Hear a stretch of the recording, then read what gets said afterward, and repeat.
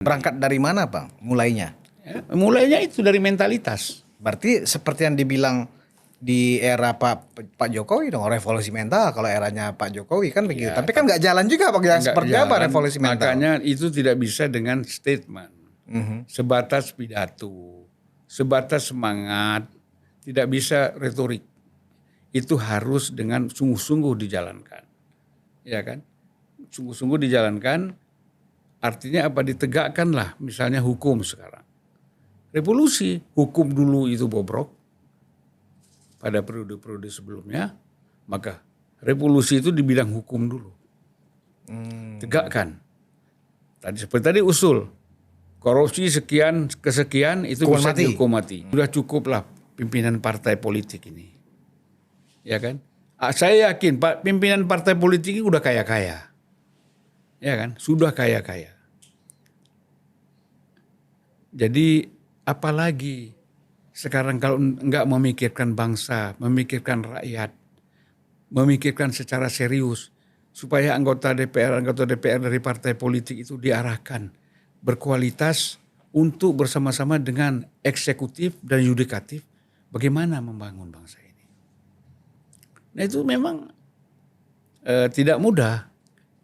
Makanya kita bilang, kalau saya bukan reformasi jilid 2, revolusi. Revolusi. Apa yang kita maksudkan dengan revolusi? Perubahan secara mendasar terhadap situasi yang ada sekarang. Jadi revolusi itu bukan reformasi. Reformasi itu bagian kecil daripada revolusi.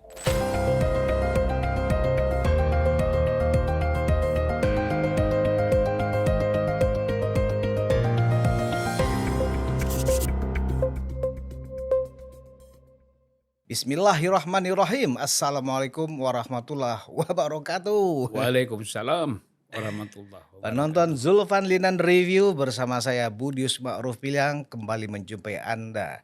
Kita hari ini tidak membahas isu-isu yang sangat spektakuler hari ini, tapi saya bersama Bang Zulfan Lindan ya akan mengulik sedikit ya tentang sesuatu yang menjadi apa istilahnya itu menjadi pegangan Pak Prabowo dalam membangun Indonesia menuju Indonesia emas.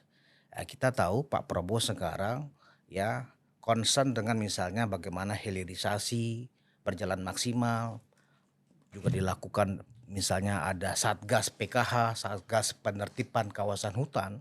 Nah, di dalam buku Paradok Indonesia ya itulah asal dari visi misi Pak Prabowo dalam membangun Indonesia. Kita tahu bahwa misalnya MBG, Koperasi Desa Merah Putih, hilirisasi dan Antara itu adalah wujud atau implementasi dari bagaimana buku Paradok Indonesia itu dicoba diterjemahkan oleh Presiden Prabowo. Nah, hari ini bersama Bang Zulfan ya, saya akan mencoba ya mengupas kenapa Paradok Indonesia itu menjadi sesuatu yang sangat penting bagi Presiden Prabowo. Nah, sebagai pengantar memang saya sendiri membaca buku Paradok Indonesia itu dari tahun 2022. Ya, saya mendapatkan itu dari Kementerian Pertahanan pada saat Pak Prabowo masih menjadi Menteri Pertahanan saat itu. Nah, di dalam buku itu memang nilai kekayaan Indonesia, ya nilai sumber daya alam semuanya baik di lautan, di hutan dan seterusnya itu mencapai 31 triliun US dollar. Luar biasa, berarti kan lebih dari 10.000 atau 100.000 triliun barangkali. Nah, coba Bang, selamat siang Bang. Siang. Nah, Abang kayak sudah ada kitab besar ini di atas Agak meja. ngantuk-ngantuk ini udah sore. Iya. Bang, apa yang Abang bisa jelaskan setelah Abang mengupas buku Paradok Indonesia yang lumayan sangat detail dijabarkan oleh Pak Prabowo? Ya, kita tidak mungkin membicarakan semua isi yang ada di dalam buku ini pada sekali podcast saja, nggak mungkin. Oh, ini berarti beberapa edisi kita Iya. ulas Bang ya. Baik. Nah, ini kan menarik. Apa alasan Pak Prabowo itu masuk ke dalam dunia politik? Beliau mengatakan saya siap menjadi pejuang politik. Karena dia sadar betul bahwa tanpa menjadi politik, tanpa menjadi pejuang politik, tidak masuk dalam permainan politik, ya maka ide-ide dan gagasan-gagasan yang dia ingin terapkan di dalam negara, dalam negeri, ya sesuai dengan polisi-polisi pemerintah, maka tidak akan bisa sulit akan tercapai. Nah, karena itu walaupun dia jatuh bangun 2009 berapa? Dari 2014, 2014, 2019, 19, baru terrealisir tahun 2024 menjadi sebenarnya presiden. 2009 sudah dengan Bu Mega. Ibu Mega kan. Tapi kan jadi wakil pada Ya saat wakil, itu. tapi kan Ibu Mega berpikir kalaupun jadi wakil, kalau pikiran cerdas kayak begini kan bisa dipakai. Iya. Ya kan gitu. Nah, jadi saya melihat itu yang paling pokok, bahwa sengaja kita nih harus bicara berdasarkan ide-ide dasar dari Prabowo Subianto, ya kan? Nah, kita lihat bahwa kalau dalam politik kita tahulah bagaimana semangat membangun demokrasi. Tetapi di dalam ekonomi kan kita tahu pada zaman Orde Lama, pada masa Orde Lama, pasal 33 sudah didengungkan, tetapi sebatas dalam pidato. Ya, Pancasila dan Undang-Undang Dasar 45 penekanan kepada pasal 33 sebatas dalam pidato. Dalam pasal 33 ada suku guru, koperasi, BUMN, dan swasta. Tapi kan koperasi nggak berkembang, BUMN masih bisa berkembang, swasta makin besar, makin menguasai porsi ekonomi Indonesia. Dan selanjutnya berjalan terus pada masa-masa pemerintahan atau presiden selanjutnya tetap tidak berubah. Artinya koperasi hidup mati segan Hidup segan mati nggak mau. hidup segan mati tak mau kan. Iya. Nah, jadi kan kita sedih juga kan. Di setiap era pemerintahan pasti ada Kementerian Koperasi, tapi nggak jelas ya Nggak kan? jelas apa yang dikerjakan oleh koperasi itu. Paling memperbanyak koperasi, akte yayasan, ya kan, segala macam, tapi koperasinya tidak berkembang. Lalu kita dulu semangat, kalau gitu koperasi harus di bawah under control presiden. Karena ini penting, menyangkut ekonomi rakyat. Tapi tidak konon terjadi juga, hanya menteri koperasi yang dibentuk pada periode-periode lalu misalnya. Tapi koperasinya nggak berkembang, ya kan gitu. Berbagai macam, ada koperasi unit desa, koperasi ini, koperasi itu, penyalur pupuk makin sulit, petani makin menderita, kan gitu pada masa lalu kita lihat. Nah, kita melihat sekarang bahwa Prabowo punya semangat bagaimana mewujudkan pasal 33 untuk kita terapkan di dalam sistem perekonomian Indonesia. Misalnya dia mengatakan, jadi perlu secara ekonomi kita sulit berdiri di atas kaki sendiri. Jalannya aparatur negara kita sudah demikian tergantung pada utang. Bahkan untuk membayar bunga utang, negara kita harus berutang lagi. Ya kan? Ya kenapa? Karena kita tahu bahwa sumber daya alam kita dikuasai oleh asing dan oleh swasta yang tidak bertanggung jawab. Ya, artinya asing dan swasta tidak fair di dalam pengelolaan sumber daya alam Indonesia yang begitu kaya. Tadi Bu Lius bilang berapa? 31 triliun US dollar. 31 triliun. Jadi kalau kita lihat di situ kan menyedihkan ya. Nah, lalu kita lihat juga bagaimana kita bisa mengejar ketertinggalan dari negara-negara lain. Misalnya, kita ingin mengejar Cina, yaitu Cina sudah bisa menyelesaikan kemiskinan di negerinya dari 0% menjadi 0% dari puluhan juta. Mungkin ratusan juta rakyat Cina yang mengalami kemiskinan. Nah sekarang mungkin semakin menipis, bahkan udah bisa menjadi 0%. Ya kan? Nah itu 100 tahun komunis Tiongkok pada tahun 2021 usianya. Nah kita ini kan udah berapa tahun kita merdeka? Hah? 82 apa 81. Hampir 100 tahun. Hampir 100 Nah, tahun. 100 tahun kita kan 2045 Bang. 1 abad Ya. pemerintahan. Makanya apakah kita bisa mewujudkan pengentasan kemiskinan secara tuntas pada 100 tahun kemerdekaan kita? Itu satu pertanyaan dasar. Jadi kalau kita lihat niat, ini kan niat mulia sebenarnya bagi Prabowo di dalam konsep buku Paradoks ini untuk bagaimana membangun Indonesia sesungguhnya supaya anak-anak Indonesia itu bisa menggeliat, bisa berperan di dalam persaingan dalam negeri maupun di luar negeri. Nah, itu semangat itu yang sebenarnya harus kita dorong ya. Perlu ada kebersamaan, perjuangan kolektif dan kesadaran berbagai pihak. Bukan kesadaran pemerintah saja, bukan kesadaran bagi kaum intelektual, cendekiawan, tetapi kesadaran yang ingin dibangun adalah kesadaran rakyat. Bahwa mereka punya hak untuk maju, untuk berkembang, ya kan, berdasarkan kekayaan yang ada di Republik kita ini. Itulah mungkin alasan pokok bahwa Prabowo itu menyusun Paradoks Indonesia. Jadi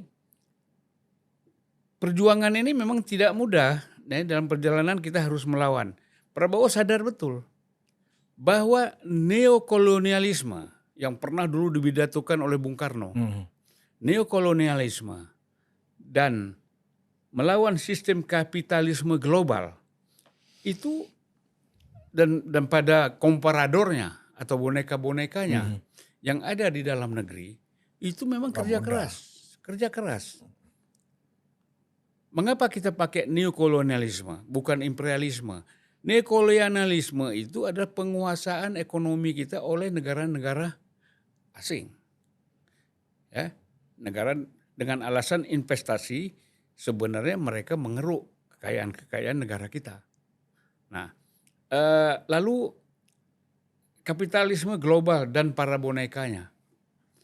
Oh ini juga bahaya, ya kan?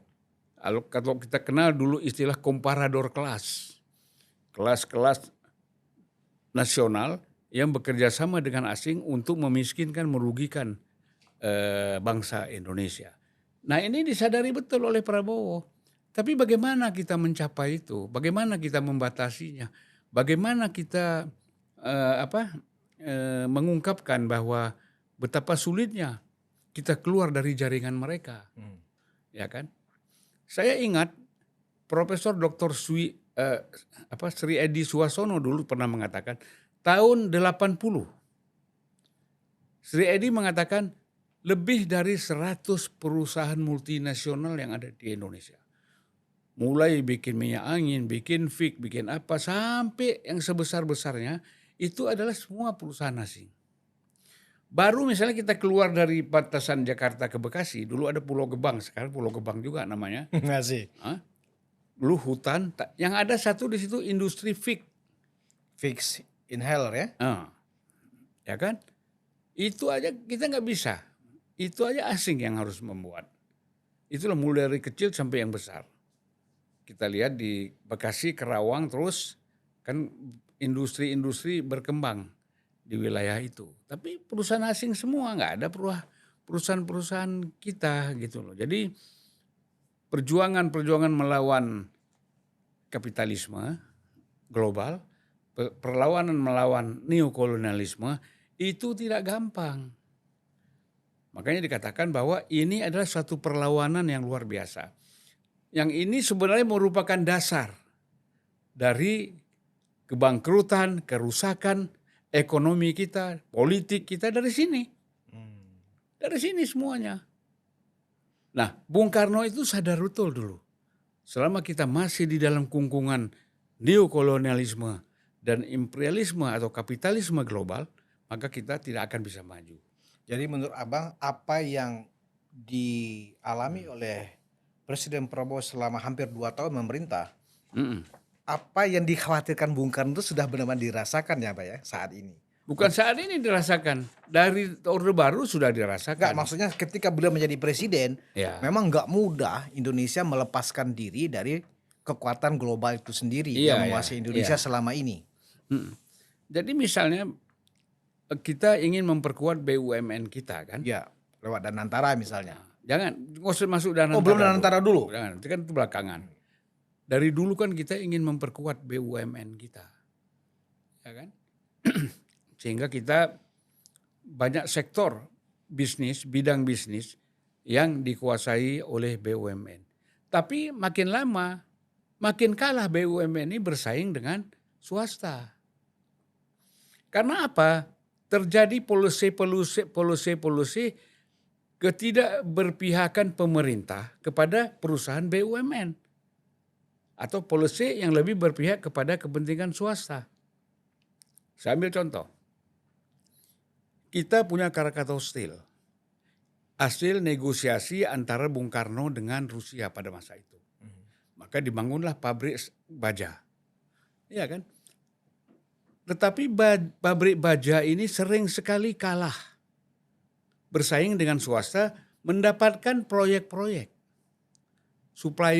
Sebagai supplier baja di proyek-proyek besar selalu kalah. Padahal proyek pemerintah. Tetapi BUMN kalah. Swasta yang menang. Karena apa? Karena pasar bebas. Ya kan? BUMN tidak bisa memberikan harga yang murah kepada proyek pemerintah. Sementara swasta bisa. Mungkin BUMN juga nggak bisa diajak kong kali kong. Ya kan? Gitu. Jadi disinilah kita melihat bahwa keberpihakan kepada BUMN pada masa lalu itu tidak serius. Nah, sehingga BUMN sulit berkembang dan cenderung lama-lama hilang lenyap di telan bumi. Sampai sekarang ini kita dengar kan Pak Prabowo ingin melikuidasi. Merampingkan jumlah BUMN. Merampingkan dan melikuidasi anak-anak perusahaan BUMN yang tidak produktif, tidak efektif, yang terus merugi. Nah, makanya dia ngambil contoh. Cina itu saat ini dia bilang ada 150.000 BUMN. Padahal kita cuma berapa sih? Kita paling masih ratusan lah sekarang. Ya, ratusan. Itu pun kita nggak bisa kelola dengan baik. Cina 150.000 BUMN, baik milik pusat maupun milik daerah. Nah, saya pernah tahun 2018, saya datang ke Cina dengan biaya sendiri sambil jalan-jalan ke Xinjiang. Ya, lalu saya coba datang ke pabrik baja mereka. Dan saya juga datang ke perusahaan PLN mereka di provinsi Xinjiang. Nah, saya tanya, bagaimana kalian bisa besar? Padahal ini kan bukan milik pusat, ini milik daerah, BUMD kalau kita ya. Iya, iya. Kok bisa kalian besar seperti ini? Penghasilan bisa triliun. Dia bilang begini, kami ini diberi kebebasan oleh pusat untuk negosiasi dengan negara-negara lain. Misalnya Turki ingin membangun proyek di Turki besar-besaran, kami yang supply bukan pemerintah pusat. Jadi karena kami lebih dekat ke Turki atau ke Saudi atau ke negara-negara Timur Tengah atau negara Asia Barat misalnya, kami lebih dekat. Jadi kami yang dipercaya dan itu pakai uang kami sendiri BUMD. Ketika kami kurang, investasi kami kurang, dana kami kurang, pusat hanya membantu. Jadi kan enak. Kalau kita di sini PLN di Aceh aja, PLN di Padang, itu yang menentukan semuanya pusat. Mereka dengan mencatat aja. Ya, semuanya ditentukan oleh pusat. Jadi orang di sana kan sulit, ya kan, mau berkembang. Inilah saya kira mungkin semangat ini ya oleh Prabowo ingin dibangun. Tapi kan ini tidak gampang. Kita menghadapi berbagai macam kendala-kendala yang ada. Orang-orang yang sudah merasa nikmat, ya, direksi-direksi, komisaris-komisaris BUMN misalnya, atau pihak-pihak swasta yang lain sudah merasa nikmat dengan kebiasaan lama, ketika diterapkan kebiasaan baru berteriak. Malah cenderung mereka ini, jangan-jangan mereka ini yang membiayai demo. Iya kan? Jangan-jangan, kita nggak mau nuduh. Ya, jangan-jangan bisa jadi ini membiayai demo. Yang dicurigai juga oleh Presiden Prabowo bahwa saya tahulah siapa yang biayai demo itu. Ya kan? Nah, jadi kita nggak tahu siapa, tapi presiden yang paling tahu. Jadi kalau kita lihat luar biasa semangatnya untuk ingin mencontoh negara lain yang sudah maju. Budius tahu ya, di sini diungkapkan 82 BUMN Tiongkok itu masuk ke dalam Fortune Global 500, perusahaan terbesar di dunia. Bahkan Cina itu untuk membangun ekonominya, dia bikin bank terbesar di dunia, yaitu ICBC, yang sekarang adalah bank terbesar di dunia, yang mayoritas sahamnya dimiliki oleh pemerintah Tiongkok. Nah, bank-bank kita yang namanya Himbara ini, kalau digabung jadi satu, dan digabung dengan bank swasta gabung, Himbara gabung, mungkin kekayaannya kalah. Ya kan? Kenapa bisa begitu? Ini salah kelola bisa jadi. Manajemen yang nggak benar. Memberi pinjangan, kan kita dengar sekarang. Betapa pinjaman-pinjaman itu jebol sekian triliun, bukan ratusan miliar lagi, triliunan. Ya, Asabri, triliunan. Jiwasraya, segala macam. Nah, ini kan harus dibenahi. Kalau terus-terusan berjalan seperti ini, maka saya yakin bahwa Indonesia akan mengalami kemunduran, akan mengalami keambrukan. Dan bisa dianggap sebagai negara gagal kita ini.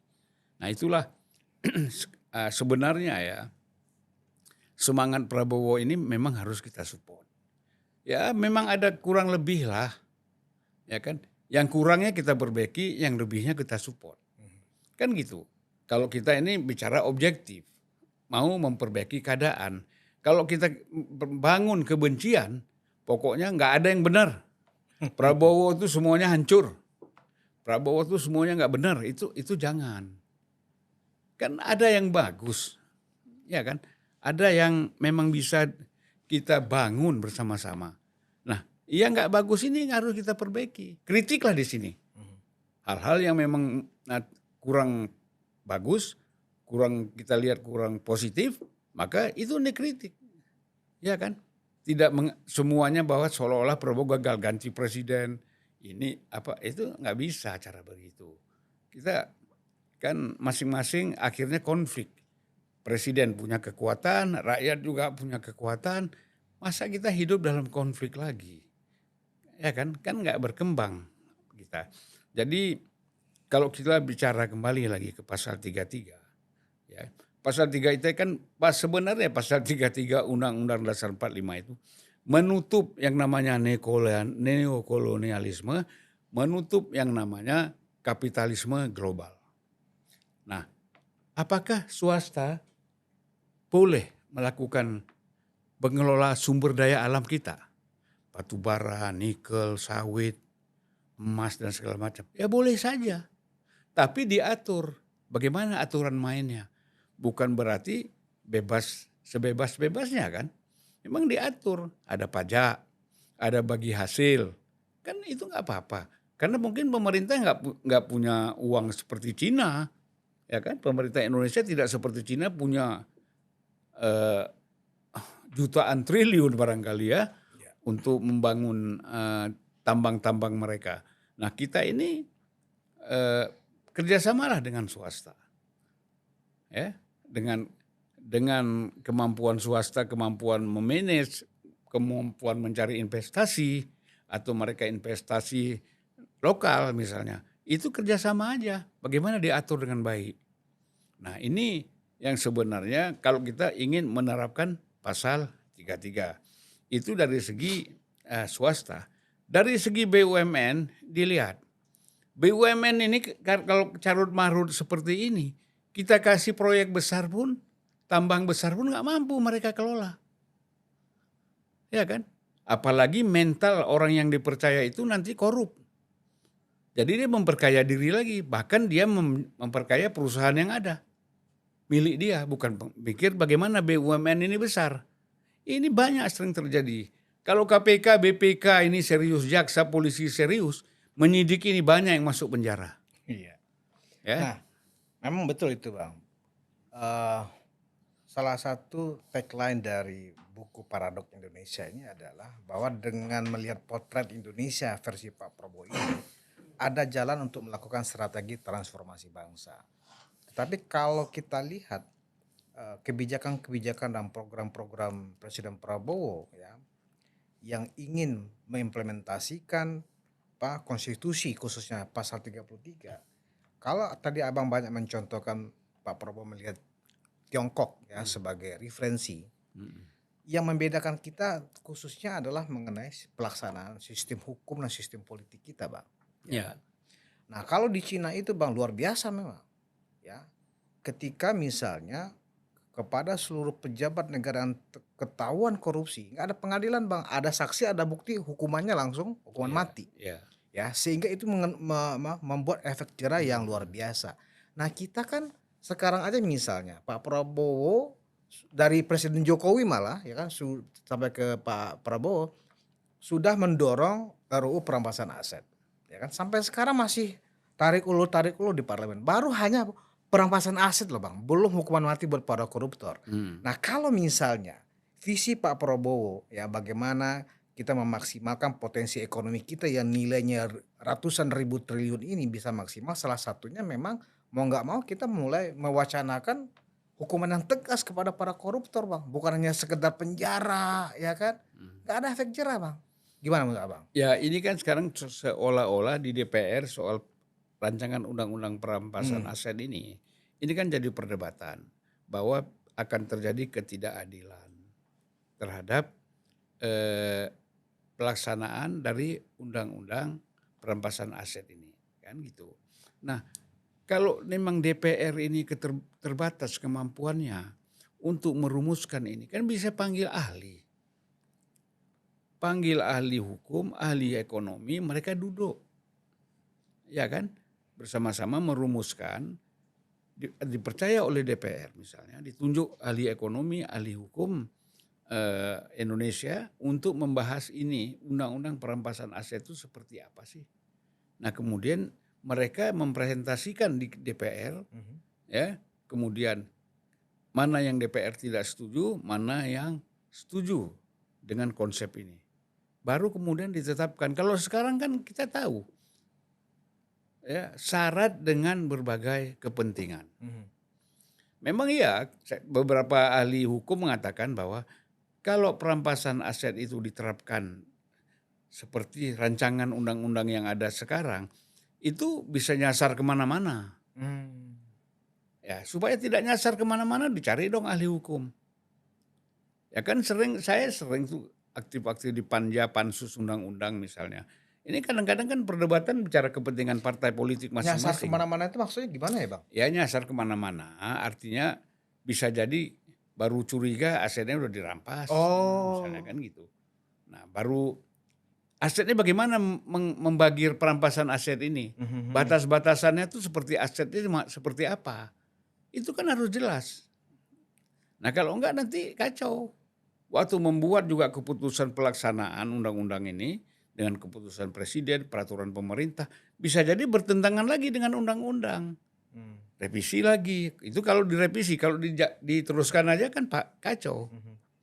Nah ini kalau hal-hal seperti ini harus hati-hati. Saya setuju kita harus hati-hati.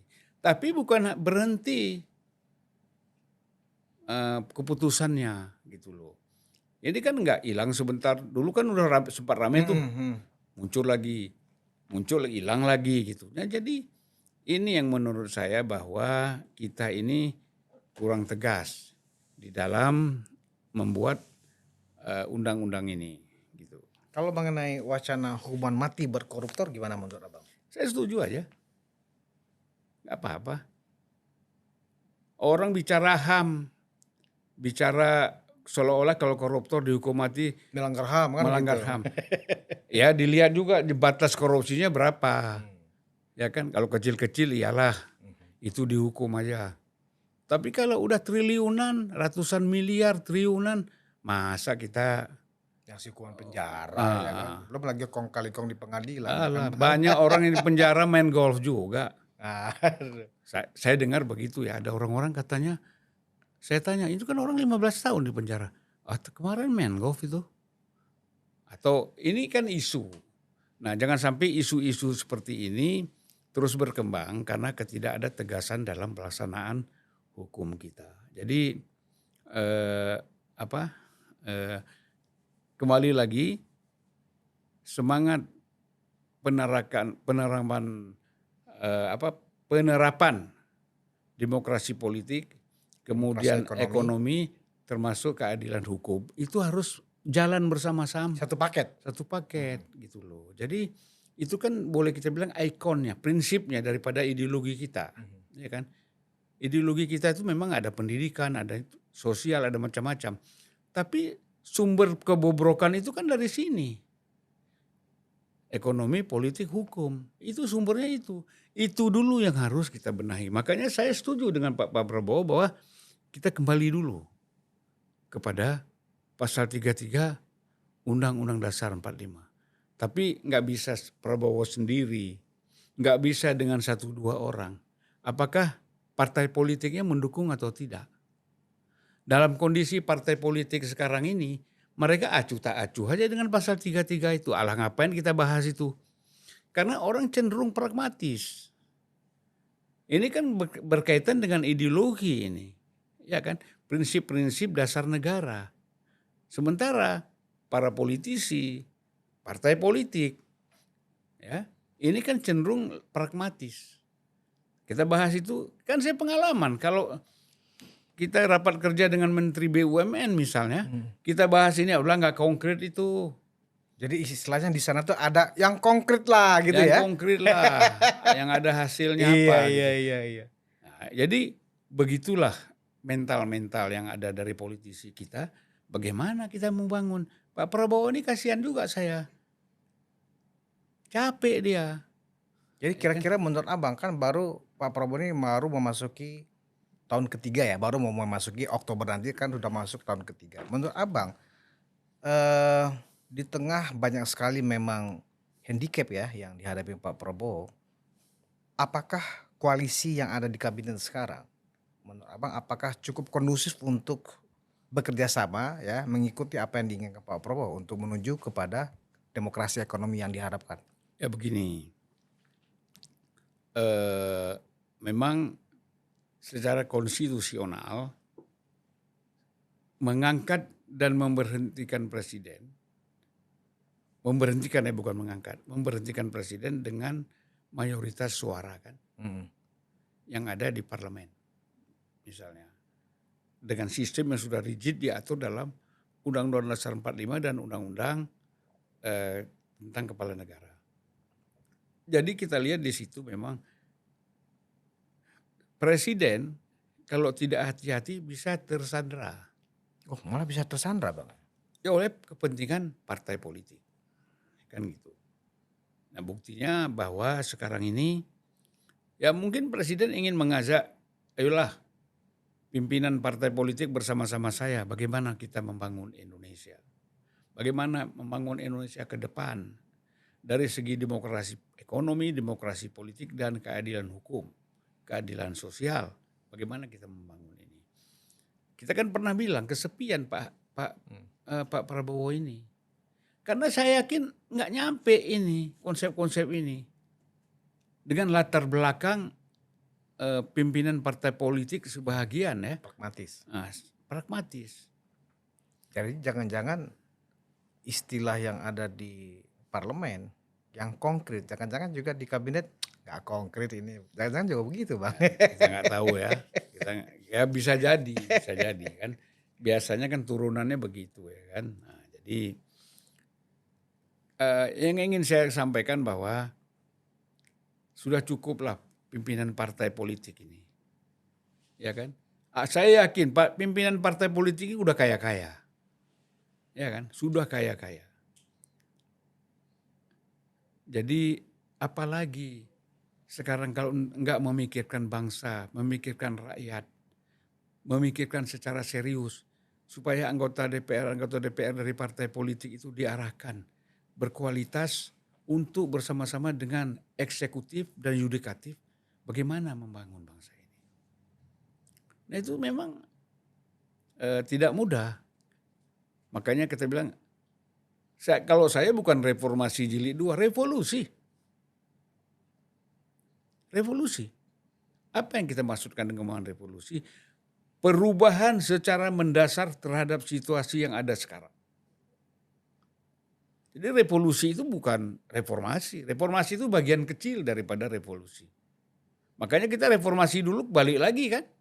Orang yang memerintah, orang yang berkuasa itu aja lagi orde baru juga. Jadi maksud Abang perlu dari Pak Presiden dalam hal ini Pak Prabowo menggelorakan semangat revolusi itu. Ya, tapi revolusi itu bukan radikalisme.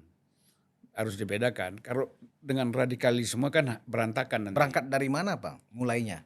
Ya, mulainya itu dari mentalitas. Berarti seperti yang dibilang di era Pak Jokowi dong, revolusi mental kalau eranya Pak Jokowi kan begitu. Ya, Tapi kan nggak jalan juga Bang, ya nggak seperti jalan. apa revolusi mental? Makanya itu tidak bisa dengan statement. Sebatas pidato, sebatas semangat, tidak bisa retorik. Itu harus dengan sungguh-sungguh dijalankan. Ya kan?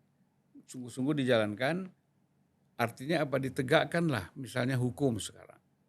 Revolusi, hukum dulu itu bobrok pada periode-periode sebelumnya, maka revolusi itu di bidang hukum dulu. Tegakkan. Seperti tadi usul, korupsi sekian kesekian itu bisa dihukum mati. Sekian kesekian seumur hidup. Ya kan? Bisa diatur. Jadi menurut Abang terobosan yang mesti dilakukan oleh Presiden di era periode pertamanya beliau ini bagaimana segera ya mengajak seluruh koalisi di kabinet untuk menggelorakan revolusi hukum. Ya, walaupun rasanya kita pesimis, tapi kan upaya harus dilakukan. Ya kan? Kita berdoa mereka punya kesadaran lah. Pak Prabowo juga imbauan beliau itu kan marilah sadarlah, punya kesadaran untuk mengelola bangsa ini, untuk membangun sumber daya manusia kita supaya ke depan lebih baik lagi. Baik Bang. Jadi closing statement Abang, apa yang ingin dicapai Pak Prabowo harus juga dibarengi dengan revolusi hukum, gitu ya Bang? Baik. Ya jadi begini, bahwa paling penting ada kemauan politik. Ya kan? Sehingga lahir satu keputusan politik untuk keberpihakan kepada rakyat, kepada masyarakat yang selama ini dirugikan, tidak mampu bersaing, bukan tidak mampu bersaing, memang tidak dibuat tidak bersaing. Ya, dulu kan kita tahu ekonomi itu kan ada kemiskinan absolut, ya kan? Kemiskinan absolut itulah kemiskinan yang diciptakan oleh struktur ekonomi dan sistem ekonomi yang tidak berpihak untuk membantu rakyat, untuk membangun rakyat. Ada juga ekonomi yang memang rakyat malas, tidak mau. Tapi ini bukan malas. Mereka mau bekerja. Kalau kita duduk jalan di pinggir jalan, lewat gitu kan banyak orang-orang tua itu jadi pengemis. Di kampung-kampung mereka jual. Budius kalau jalan ke Bogor, ke Sukabumi, kemana, itu yang namanya ubi apa itu? Ubi Cilembut. Ubi Cilembut. Bertonton itu di lapangan nggak bisa laku. Iya. Ya kan? Padahal itu ekonomi rakyat itu Bang. Nggak ada. Karena pemerintah tidak melakukan membantu mereka untuk mendistribusikan hasil pertanian mereka. Ya kan? Seperti UMKM misalnya. Menteri ada kan Menteri UMKM itu sudah satu kementerian sekarang. Ya sekarang kan sebenarnya saya juga nggak tahu ya apa kerjanya, mudah-mudahan kerjanya positif kan gitu. Kita harapkan kan seperti itu. Nah tapi kalau kita lihat banyaknya hasil tani rakyat yang tidak terdistribusikan, ya kan, ke secara luas kepada masyarakat. Nah ini bagaimana? Jadi kalau saya terus terang, kasihan Pak Prabowo ini punya visi, semangat, segala macam. Tapi kalau saya lihat nggak bisa jalan sepenuhnya. Hambatannya banyak sekali. Ya itu mentalitas, revolusi mental itu memang penting. Tapi lebih penting lagi revolusi hukum. Revolusi hukum. Baru mentalnya berubah. Hmm. Kalau nggak bisa dengan teori kan langsung aja praktek Iya. revolusi hukum. Begitu Pak Budi. Siap. Revolusi hukum memang sesuatu yang harus dilakukan oleh Presiden Prabowo ya. Mudah-mudahan masih ada waktu 3 tahun ke belakang ya Bang ya. 3 tahun ke belakang harus segera dibahas bersama DPR dan anggota koalisi yang ada di pemerintahan. Dan saya pikir apa yang disampaikan oleh Bang Zulfan berangkat dari buku Paradok Indonesia ya kan. Ini ya bukunya ya. Buku Paradok Indonesia dan itu memang Ini buah pikir dari Pak Prabowo ya kan. udah lama Udah ini. lama itu. Nah, mudah-mudahan ini kita di Zulfan Lidan review berikutnya kita akan kupas lagi ya bagaimana kita akan membahas episode berikutnya Bang bagaimana berjalannya revolusi hukum. Ya. Ini sebenarnya sangat relevan Bang kalau revolusi hukum itu dijadikan tagline saat ini bertepatan dengan hiruk pikuk masalah Febri Ardiansyah. Oke. Makasih Bang Zulfan, penonton Zulfan dan review. Kita bertemu lagi dengan kupasan berikutnya. Wassalamualaikum warahmatullahi wabarakatuh.